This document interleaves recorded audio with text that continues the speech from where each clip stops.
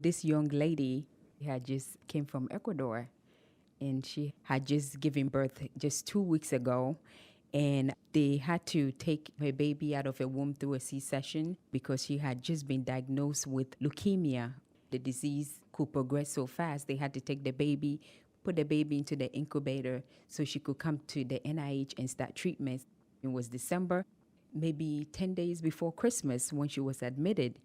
And you can imagine, the postpartum blues, your baby taken away from you, and you have to continue to fight this fight by being here. The only family member you have is really your donor, which is the brother, and have to just forget about the pain that you're experiencing psychologically so you can focus on the transplant, the very reason that you came.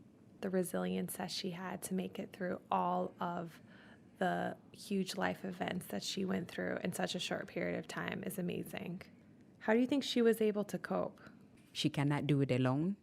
She needs a lot of cheerleaders outside the fighting ring to help her.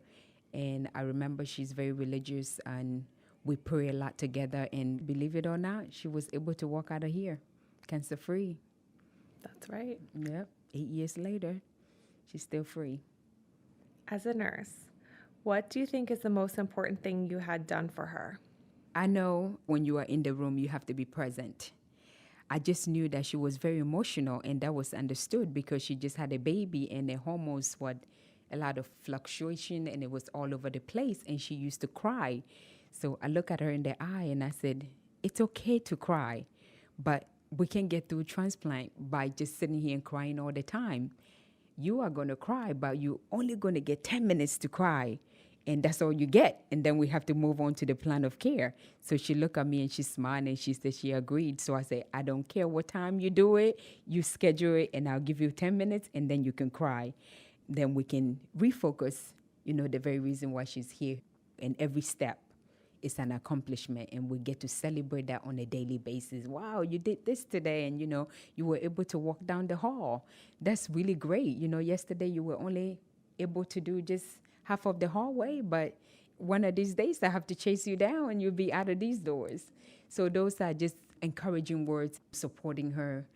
I think it really helped her. Do you know where she is now? Yes, she is in Ecuador. Her daughter that she had prior to coming into the transplant is now 8 years old.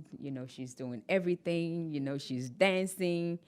She comes to the NIH every year for follow-up, and we have the opportunity to celebrate her life and to celebrate her survivorship. And I'm so glad for that friendship and that opportunity, because every time that I look at her and see a patient that come in, I think of possibilities.